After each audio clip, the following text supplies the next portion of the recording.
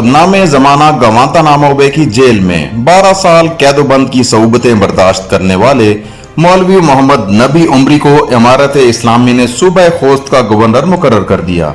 याद रहे, काबुल फतह वाले दिन उनका जवान साल बेटा खोस्त ही के मकाम पर शहादत के बुलंद मर्तबे पर फाइज हो गया था। तालिबान ने वजीर खजाना और दाखिला समेत कई अहम तकर्रियां कर दी। अफगान मीडिया के मुताबिक काबुल पर तालिबान के कंट्रोल के 9 रोज बाद तालिबान की जानिब से मुख्तलिफ तकर्रियों का अमल शुरू कर दिया गया है, जिसके पेश नजर तालिबान ने नए वजीर खजाना, कायम मकाम वजीर तालीम, कायम मकाम वजीर दाखिला और इंटेलिजेंस चीफ समेत मरकजी बैंक के सरबराह का तकर्रुर कर दिया।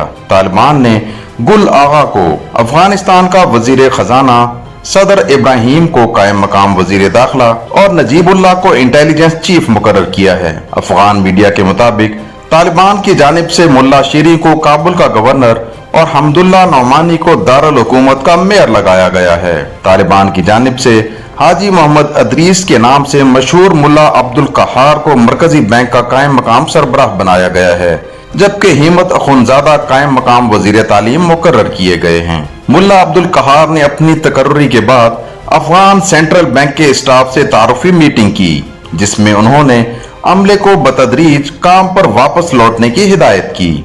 अफगान मीडिया ने सेंट्रल बैंक के सरबराह की तैनाती को अहम करार देते हुए कहा है कि मुल्क में बेशतर बैंक बंद होने से अवाम को शदीद परेशानी का सामना है और ऐसे में सेंट्रल बैंक के सरबराह की तैनाती खुश आइंद है। कायम मकाम वजीर तालीम हिम्मत अखुनजादा की जानिब से भी एक मीटिंग बुलाई गई, जिसमें उनका कहना था कि तालिबान लड़कियों की तालीम के लिए पुरअज़म हैं और शरई कवानीन की हदूद में रहते हुए तमाम काम किए जाएंगे।